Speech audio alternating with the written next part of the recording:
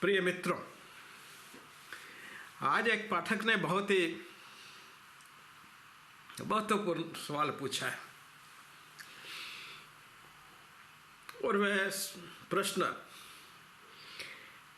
प्राय हर व्यक्ति के मन में, हर परिवार के सामने आता रहता है। वह है कि शादी के समय लड़के और लड़की में क्या देखा जाए कि दोनों का जीवन शादी के बाद शांतिमय हो। यही अभिप्राय है। मेरा ख्याल है कि पाठक समझेंगे कि उनके कहने का यही अभिप्राय है। और यह समस्या केवल हमारी नहीं है, आपकी नहीं है, ये पूरे समाज की है। और खाली हमारे समाज की नहीं, दुनिया भर के समाज के, चाहे वो यूरोप की कंट्रीज़ हों, चाहे वो ट्राइबल हों या चाहे कहीं भी हो, शादी के बाद में जीवन कैसा हो, सुचारू रूप से चले, प्रेम में चले, सौंदर्य में चले, सुंदर तरीके से चले और फाइनेंशियली भी अच्छे ढंग से चले, यह इसकी कामना हर कोई करता है। उसी के निमित्त समाज ने अत्यधिक बहुत से नियम बनाए, सृष्टि के, समाज के, सभ्यता के प्रारंभ से ही। कुछ समाजों को छोड़ करके जिनमें परिवार में ही शादी करने की समस्या है, मतलब रिवाज है, इसलिए उनकी समस्याएं इस मामले में कुछ कम थे, क्योंकि उसमें शादी एक कॉन्ट्रैक्ट था और बाकी सब समाजों में प्राय शादी एक संस्कार है। और भारतीय संस्कृति में तो ये पूर्ण रूपेण एक संस्कार है। इसका इसलिए महत्व और भी हो जाता है। भारत में, हिंदुस्तान में शादी की कल्पना वैदिक पीरियड में ही कर ली गई थी और उसमें पति पत्नी के संबंधों के बारे में अथर्ववेद में काफ़ी सारे निर्देश दिए गए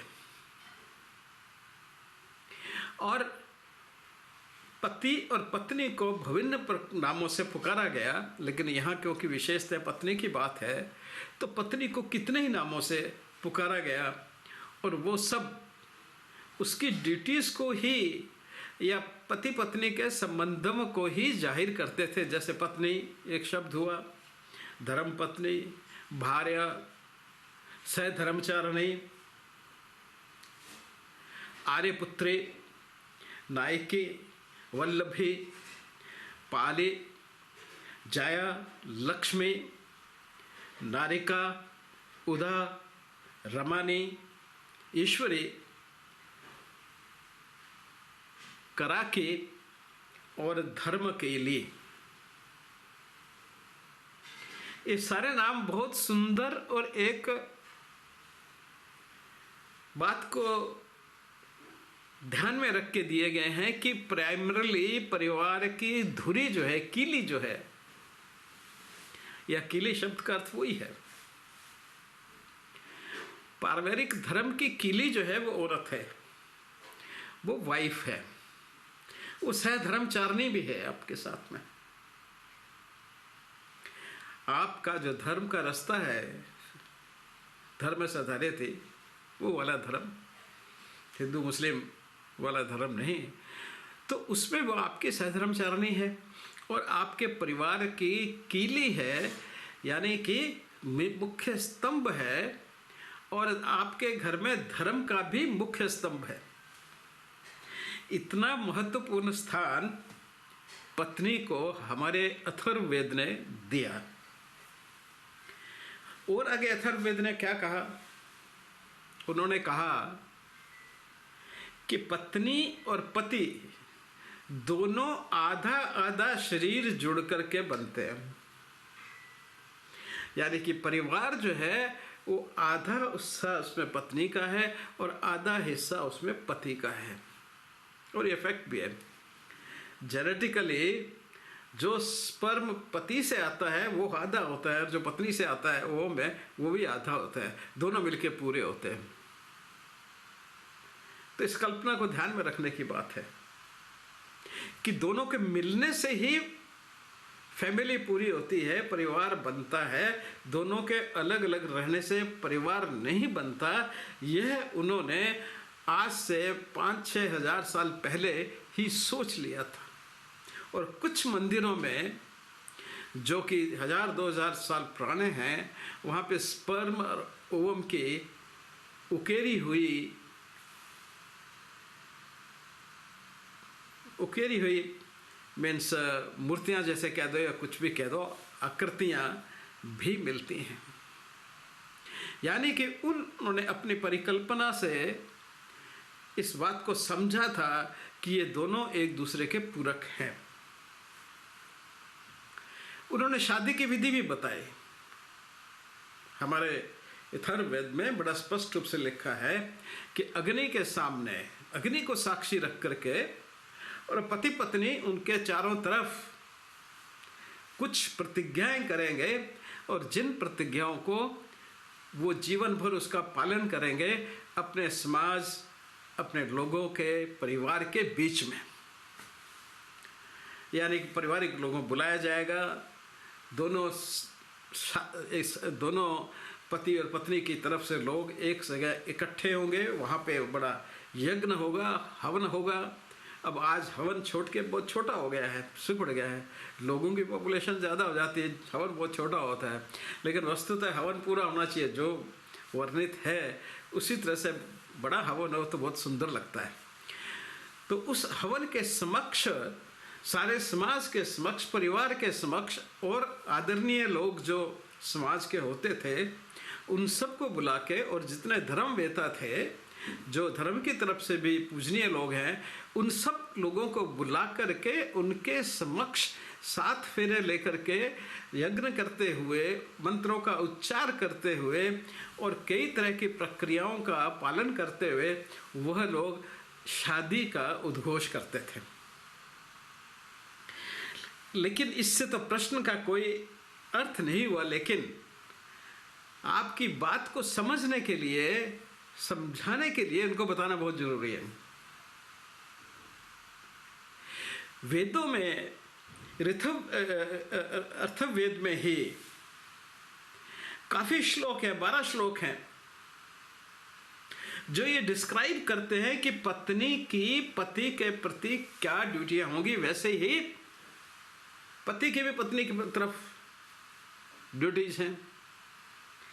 आज क्योंकि प्रश्न पत्नी का है तो हम पत्नी की क्या ड्यूटीज होंगी शादी होने के बाद, 7 फेरे लगा लेने के बाद, यज्ञ के तरफ सारे लगा करके और मंत्रों के साथ में, उच्चारण के साथ में, इस पूरे समाज के सामने जब वो प्रतिज्ञा कर लेंगे तो फिर उसकी ड्यूटीज क्या होंगी।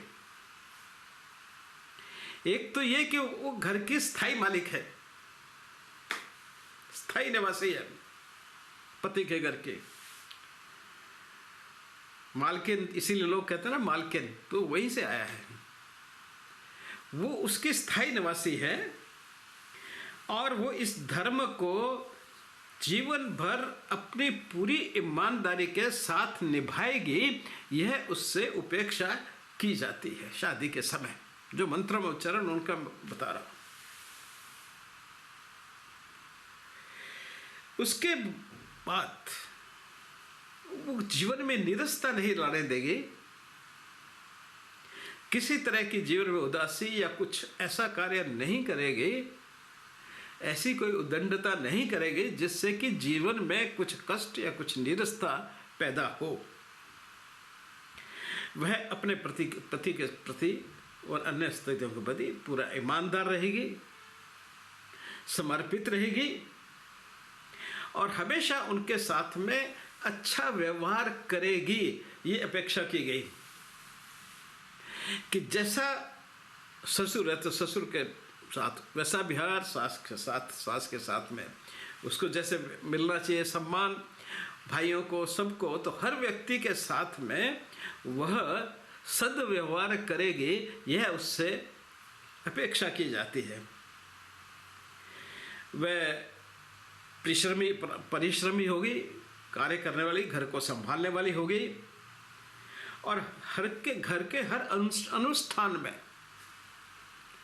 ये अनुष्ठान भगवान की पूजा से लेकर के और किसी भी तरह का हो सकता है, उन सब अनुष्ठानों का सम्मान करेगी, उनके लिए व्यवस्था करेगी, उसमें कभी भी अड़चन नहीं डालेगी। वह मैनेजर है, घर के प्रबंधक, तो सारे घर का प्रबंधन जो है वो उसके पास है। क्योंकि व्यक्ति तो काम चला जाएगा, और 10 तरह के प्रबंधन है, पशुओं से लेके, खेती से लेके, अनाज से लेके, हर चीज, क्योंकि वो घर की मुखिया है, वह घर की मालकिन है, तो इसलिए सारी व्यवस्था जो है उसके अंडर चलेगी, उसके अधीन चलेगी, ऐसा आदेश दिया गया।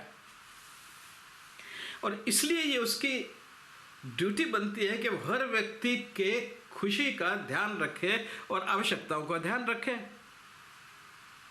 किसको कब कपड़े चाहिए, किसी को कब खाने का है, जो कुछ जैसी व्यवस्था है वही उस व्यवस्था की रचना भी करेगी, और वो रचना ठीक से चलती रहे, और हर व्यक्ति को, हर घर के व्यक्ति को ठीक से उसका सम्मान, उसकी आवश्यकताएं पूरी होती रहे, यह भी उसको ध्यान रखना होगा। वो सूर्य अस्त तक, यानी कि सूर्योदय से सूर्यास्त तक अपने परिवार का पूर्ण ध्यान रखेगी, यानी कि उसका प्रशासन उसके पास में है। उसका शासन तभी खत्म होगा जब वो सो जाएगी। वो शासिका है घर के,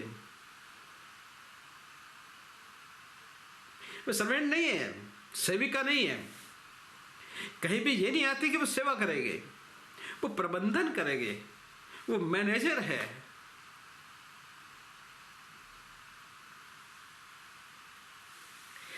वह पति से अलग होने का विचार भी मन में कभी नहीं लाएगी। अगर वो कोई गलती करता भी है तो उसको सुधारने का प्रयत्न करेगी, अपनी क्षमता के हिसाब से और अपने प्रबंधन की क्षमता से। वह प्रति की कोई समस्या है तो उसको सुधारने की कोशिश करेगी, उसका उत्तर देने की कोशिश करेगी, न कभी उसको कष्ट देने की या उससे झगड़ा फसाद करने की। सभी सदस्यों के साथ उसको आत्मिक संबंध होंगे, सबका उसको ध्यान रखना है और सबसे स्नेहपूर्वक संबंध कायम करने हैं, बनाने हैं। यह पत्नी का एक डिस्क्रिप्शन दिया गया है उसी ड्यूटीज़ का। अब जब आपको पता चल गई कि पत्नी की ड्यूटीज़ क्या हैं, तो आप उन्हीं ड्यूटीज़ को देखते हुए अपना निर्णय लोगे। हालांकि आजकल समाज में परिवार न्यूक्लियर समाज हो गए हैं, लेकिन न्यूक्लियर समाज होने के बावजूद भी हमने अभी तक जॉइंट फैमिलीज को छोड़ा नहीं है, नकारा नहीं है, भाइयों से संबंध खत्म नहीं किए हैं, माँ बाप से संबंध खत्म नहीं किए हैं, सास ससुर से संबंध खत्म नहीं किए हैं। संबंध हमारे जीवित है, एक रहने का तरीका बदल गया है, और उन संबंधों के रहते हुए हम बार बार मिलते हैं, शादियों में, ब्याह में या किसी और कार्यक्रम में, हर चीज़ का हम सब लोग ध्यान रखते हैं। और उस वक्त पत्नी का बहुत महत्वपूर्ण रोल होता है। अब आता है कि आप किस तरह की पत्नी चाहेंगे। तो नंबर 1 तो ये हो गया कि जो इस तरह की व्यवस्था को समझ सके, घर की समस्त, जो घर में एडजस्ट हो सके जैसे कहते हैं हम, या जो जिसमें इन बातों की समझ हो, वैसी धर्म पत्नी तलाश करनी होगी आपको। लेकिन अब प्रश्न उठता है कि आप तो चाहते ही नहीं, आप तो न्यूक्लियर फैमिली में रहना चाहते हैं, माँ बाप के साथ रहना चाहते ही नहीं, तो फिर आपकी एक फ्रीडम की बात में एक अलग आ जाती है। और ऐसे बहुत से लोग सोचने लगे हैं, इसीलिए वो परिवार टूटते जा रहे हैं। लेकिन अगर आपका पति या पत्नी सही नहीं है साइकोलॉजिकली, तो चाहे आप अकेले में रहें चाहे परिवार में रहें, आपके जीवन में इस प्रकार की जो वर्णित व्यवस्था है, जिस व्यवस्था की कल्पना की गई आज से 5, 6, 7 हज़ार साल पहले, वो कभी पूरी नहीं हो पाएगी अगर आपने सही ढंग का अपना साथी नहीं चुना है तो। और आज के स्वच्छंद जमाने में ऐसा साथी चुनना बहुत मुश्किल हो जाता है, इसलिए आपकी चॉइसेस भी बड़ी लिमिटेड हो जाती हैं। चॉइसेस लिमिटेड, और आपको गुण जो देखने हैं वो ज़्यादा, और उन गुणों का समाज में बिल्कुल अभाव होता जा रहा है। ऐसे व्यक्ति जो इन गुणों के साथ में अपने परिवार की इन एक्सपेक्टेशंस को पूरा कर सके, उनका बिल्कुल अभाव, अत्यधिक अभाव होता जा रहा है। क्योंकि न तो हमारे पे धर्म की पकड़ है, न हमारी संस्कृति की पकड़ है, न ही हमारी अध्यात्म की पकड़ है, न ही हमारे जो शास्त्र विद्या थी या वैदिक विद्या थी या उसके बाद की डेवलपमेंट्स में उनका कोई हमारे लिए अर्थ है। हम उन सब चीज़ों को भूल चुके हैं, छोड़ चुके हैं, उनको एक फालतू की चीज़ समझ करके उनसे दूर हो चुके हैं। ज़्यादा कभी घंटी बजा ली, भगवान का नाम ले लिया, या टेप रिकॉर्डर पे या मोबाइल फ़ोन पे कोई भजन सुन लिया, वहीं तक हमारा जो आध्यात्मिक समझ है वहीं तक आ चुकी है। अब ऐसी परिस्थितियों में लोगों का जो हमारा एनिमल इंस्टिंक्ट है, आफ्टर ऑल तो हम एनिमल ही हैं, तो वो जो एनिमल इंस्टिंक्ट को हमने डेवलप किया हजारों साल लगा करके, और एक समाज और एक संस्कृति की व्यवस्था की, वो आज बिल्कुल टूटने के कगार पे, क्या मैं तो देखता हूँ चारों तरफ टूट ही चुकी है। मैं आज ही एक कोई 22-23 साल की लड़की होगी, उसको ऐसे कपड़ों में देखा, मुझे लगा इसको कपड़े पहनने की आवश्यकता ही क्या थी भाई, इतने टाइट कपड़ा कि जो हर अंग शरीर का जो शायद वैसे बिना कपड़ों के नहीं दिखता, वो कपड़ों के कारण सब लोगों को दिखाई दे रहे हैं। अब इसको क्या कहें? मुझे मालूम है आप में से बहुत से लोग कहेंगे कि मैं तो बिल्कुल ही पुरानी पीढ़ी का आदमी हूँ, मैं तो बिल्कुल ही बुढ़ा हूँ, इसलिए मेरी बुद्धि भी बुढ़ी है, मेरी नज़र भी बुढ़ी है, और मेरी सोच भी बुढ़ी है। वो आज के युग की नहीं है, समय की नहीं है। लेकिन मैं बता रहा हूँ जो मुझे फील हुआ, वो इसलिए बता रहा हूँ कि शायद आप लोग इसको समझने की कोशिश करें। अब ऐसी परिस्थितियों में, ऐसी स्वच्छंदता होने के बाद में, आपके स्वभाव में बहुत सी एबनॉर्मलिटीज हो जाना बहुत आसान बात है। और उसमें सबसे खतरनाक बात है पर्सनालिटी डिसऑर्डर्स। कि इस स्वच्छंदता में, जिस स्वच्छंदता को माँ बाप एंजॉय कर रहे हैं, उसी स्वच्छंदता को बच्चे एंजॉय कर रहे हैं, उसी स्वच्छंदता का हो सकता है उसी परिवार में ग्रैंड पेरेंट्स हो, वो भी एंजॉय कर रहे हों, तो फिर बहुत मुश्किल पड़ती है। और कुछ ना कुछ व्यवहारिक एबनॉर्मलिटीज़ जिसको हम कहते हैं, साइकोलॉजिकल एबनॉर्मलिटीज़ जिनको कहते हैं, वो आ ही जाती हैं। अब उनको देखने के लिए कुछ लोगों ने क्राइटेरिया अपना, बाहर के लोगों ने, ये हमारी समस्या नहीं है, हमारी समस्या तो अभी शुरू हुई है, बाहर तो ये बहुत भारी समस्या है, बहुत भारी समस्या है। इसलिए वो पहले ही एडवाइस करते हैं कि साहब ये अगर सिम्टम्स पहले, अब ऐसे तो मैंने सारी पर्सनलिटीज, कितनी 5-6-7 तरह के पर्सनलिटीज हैं, सबके बारे में बताया। अब उनको एक साथ कोई कॉमन सिम्टम तो किसी का है नहीं, है ना। लेकिन फिर भी कुछ व्यवहार ऐसा इंगित करते हैं कि यह पर्सनैलिटी शायद नॉर्मल न हो। उसमें कैसे व्यवहार है? जैसे जो व्यक्ति बहुत जल्दी फ्रेंडशिप कर लेता है और बहुत जल्दी तोड़ देता है। वो दिन में 3 फ्रेंड बनाए और दूसरे दिन 3 और दूसरे नए बनाए, वो पुराने वाले 3 निकाल दिए। यह एक इंडिकेट करता है कि पर्सनालिटी डिसऑर्डर हो सकता है। कोई भी रिलेशनशिप दोस्तों के साथ में या परिवार के साथ में भी या नज़दीक के लोगों के साथ भी परमानेंट नहीं है। यानी कि वो किसी के साथ भी स्टेबल, जिसे कहते हैं, वो रिलेशनशिप नहीं रख पाते और उनकी सारी रिलेशनशिप चारों तरफ उनकी जो है वो बहुत अनस्टेबल है। ये भी एक इंडिकेट करता है। फिर अचानक ही किसी से नाराज हो जाएंगे, अचानक ही किसी से नाराज हो गए, सडनली, बेवजह, या थोड़ा सा कोई मिला स्टिमुलस और अगला बिल्कुल आपसे नाराज हो गया, सब कुछ तोड़ के चला गया। जो लोग ड्राइविंग रेकलेस करते हैं, जो रेकलेस ड्राइवर जितने भी होते हैं, वो उनमें से काफ़ी लोग पर्सनालिटी डिसऑर्डर वाले निकल आते हैं। तो आप ये लड़की ऐसा देख रहे जो रेकलेस ड्राइविंग करता है, बहुत तेज ड्राइविंग करता है, अचानक ब्रेक लगाता है, कभी अचानक मुड़ता है, अचानक कुछ करता है, तो ऐसे लोग हैं, बहुत तेज अचानक चलाता है और उसको एंजॉय करता है, ऐसे लोग भी वनरेबल होते हैं किसी न किसी पर्सनालिटी डिसऑर्डर में आने के लिए। जो भी लड़का या लड़की प्री मैरिटल सेक्स में विश्वास करते हैं या एक बार भी कर लेते हैं, ये मान के चलिए, जिस भी लड़के या लड़की ने शादी से पहले एक बार भी सेक्स कर लिया बाहर, जिसको प्री मैरिटल सेक्स कहते हैं, शादी से पहले का सेक्स कहते हैं, उन व्यक्तियों में किसी न किसी प्रकार का पर्सनालिटी डिसऑर्डर होने की अत्यधिक संभावना हो जाती है।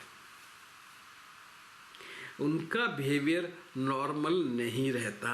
अक्सर कुछ लोग होते हैं जो नॉर्मल रहते हैं, ऐसे ही पतंग रहे कहने के सारे हो जाएंगे, पर उसमें करीबन 60-70% लोग जो हैं वो उनकी पर्सनालिटी डिसऑर्डर, जो इधर उधर कहीं प्रोस्टिट्यूशन या इस तरफ का कर लेते हैं, उनकी बात अलग है, उनको ऐसे हम छोड़ रहे हैं। इसमें हम ये कह रहे हैं कि नॉर्मल फ्रेंडशिप में, उसमें जिनकी प्री मैरिटल रिलेशनशिप हो जाती है, उनमें से तो 99% लोग जो है किसी न किसी तरह के मानसिक डिसऑर्डर से सफ़र कर रहे होते हैं, क्योंकि अदरवाइज प्री मैरिटल सेक्स एक नॉर्मल व्यक्ति नहीं करता। खास करके मैं हिंदुस्तान के रेफरेंस में बात कर रहा हूँ, क्योंकि हमारी आज भी मान्यताएं इस तरह से हैं कि प्री मैरिटल सेक्स प्रोहिबिटेड है। Rather most of the world में प्री मैरिटल सेक्स जो है वो प्रोहिबिटेड है। बहुत सी कंट्रीज है, मैंने पहले बताया आपको, जहाँ पे इवन आज भी यूरोप में भी आदमी अपनी वाइफ से, वुड बी वाइफ से वर्जिनिटी का सर्टिफिकेट मांग सकता है डॉक्टर से एग्जामिनेशन करवा के कि शी इज वर्जिन और नॉट। तो जितने भी लॉस ऑफ वर्जिनिटी करने वाले मेल या फीमेल होते हैं, उनमें किसी न किसी तरह का एक मानसिक विकार जरूर होता है। ये बात विशेष रूप से ध्यान रखने की बात है। तो आप ऐसे औरत या आदमी का प्रे न बने, है ना। जैसे वर्जिनिटी कहावत है कि once lost it can not return back. Same दूसरी कहावत लागू होती है, once a thief always a thief. एक बार जिसने वर्जिनिटी प्री मैरिटल सेक्स किया, वो शादी के बाद भी किसी और आदमी से सेक्सुअल रिलेशनशिप बनाएगी या बनाएगा, इसकी संभावनाएं अत्यधिक हो जाती हैं, क्योंकि वो बैरियर टूट चुका है। याद वो बैरियर न होने के कारण ही यह प्रक्रिया हुई है। तो इसका एक विशेष ध्यान रखना होता है। जो भी बिंज ड्रिंकिंग या ईटिंग करते हैं, बिंज ड्रिंकिंग ईटिंग क्या होता है, खाने लगे तो खाते गए, पीने लगे तो पीते गए, बहुत ज़्यादा पी गए, आउट हो गए। तो जो वेरिएबल एज में, खास करके यंग एज में बिंज ईटिंग और ड्रिंकिंग करते हैं, उनमें भी जो मानसिक विकार है उनके होने की संभावनाएं बहुत ज़्यादा हो जाती है। तो इस बात का भी ध्यान रखना चाहिए। जो लोग खर्चे पर बहुत खर्चा करते हैं, कभी कभी उनको स्प्री पड़ती है, मतलब एक अटैक पड़ता है खर्चे करने का। 1000-2000 रुपये लाए, फटाफट एक ही दिन में 2 घंटे में खर्च करके और सब चल दिया, ये भी ले लो, ये ले लो, वो ले लो, करता। तो वह भी एक एबनॉर्मल पर्सनैलिटी की तरफ अग्रसर हो सकता है, बढ़ सकता है। ये ध्यान रखने की बात है। जिनका मूड बदलता रहता है, अभी बहुत गुस्से में है, फिर बहुत हंस रहे हैं, यानी कि जिनके मूड को आप प्रिडिक्ट नहीं कर सकते, अनप्रिडिक्टेबल मूड है, कभी भी शांत और कभी भी बिल्कुल अंगारे की तरह गर्म, उन लोगों की भी किसी न किसी तरह के पर्सनालिटी डिसऑर्डर के होने की संभावना हो जाती है। जो लोग किसी पे विश्वास नहीं कर पाते, देखिए व्यक्ति का एक स्वभाव है, आप किसी से बात करेंगे, 2-4 मिनट बात की तो उसके बाद तुरंत आप उस पर विश्वास कर लेते हैं, और फिर जितनी मुलाकातें बढ़ती जाती हैं आपका विश्वास बढ़ता जाता है। पर अगर कोई किसी पे विश्वास करता ही नहीं, रादर हर मुलाकात में उसकी अविश्वसनीयता बढ़ती जाती है, तो वह व्यक्ति भी किसी न किसी तरह के पर्सनैलिटी डिसऑर्डर का शिकार हो सकता है फ्यूचर में, या हो सकता है कि अभी हो। तो ये कुछ ऐसे विकार या सिम्टम्स बताए गए जो लोगों ने ऑब्जर्व किए हैं, और मैंने उनकी आपसे चर्चा की है कि इस तरह के सिम्टम्स अगर आपको किसी में दिखाई देते हैं, शादी से पहले, कोर्टशिप में, या जब बातचीत चल रही हो, या आपको पता हो, तो इनको देखते हुए आप थोड़ा सा अपने चातुर्य से उस व्यक्ति के बारे में डिटेल में पता कर लें। चाहे वो मेल और फीमेल की बात नहीं है, चाहे दोस्ती करना चाह रहे हैं, चाहे कोई आदमी शादी की प्लानिंग कर रहा है या लॉन्ग टर्म रिलेशनशिप की प्लानिंग कर रहा है, तो वो इन बातों, इन लक्षणों को, वैसे लक्षण बहुत ज़्यादा है, मैंने कहा ना 7-8 प्रकार के तो पर्सनैलिटी डिसऑर्डर्स ही हैं, और हर डिसऑर्डर में टिपिकल अलग अलग वो हैं। लेकिन जिनमें ये सिम्टम्स रहते हैं, ये कुछ कॉमन सिम्टम्स हैं जो किसी भी तरह की एबनॉर्मल पर्सनैलिटी के अंदर दिखाई दे सकते हैं, तो इसलिए उनको नरेट किया गया है कि इस तरह के सिम्टम्स जो अगर आप देखते हैं कि आपके मित्र में, या जहाँ पे आपकी बात चल रही है, या जहाँ जिसमें आप इंटरेस्टेड हैं, वो वहाँ पे अगर हैं, तो आप उन लोगों को समझ सकते हैं कि ये पोटेंशियल पर्सनैलिटी डिसऑर्डर के केस हो सकते हैं, और ये आपके जीवन के लिए, जो जीवन यात्रा है, उसमें कितने आपके सहचारी हो पाएंगे, ये आपको इवेल्युएट करना पड़ेगा। इसके बाद फिर मैं कहूँगा कि ये कोई एग्जॉस्टिव लिस्ट नहीं है, लिस्ट बहुत लंबी है, और कई बार इनमें से कुछ भी ना हो, ऐसा तो संभव नहीं होता कि इसमें कोई लक्षण भी नहीं हो और आदमी बाद में अचानक किसी ऑर्गेनिक लीजन से तो आदमी हो सकता है। ऑर्गेनिक लीजन मीन्स किसी के ब्रेन ट्यूमर हो गया, कुछ हो गया, वो तो एक अलग बात है। अन्यथा कुछ ना कुछ इस तरह का उनके व्यक्तित्व में दिख ही जाता है, जिससे आप ये अंदाज़ा लगा सकते हैं कि यह व्यक्ति आपके लिए सूटेबल है कि नहीं। धन्यवाद।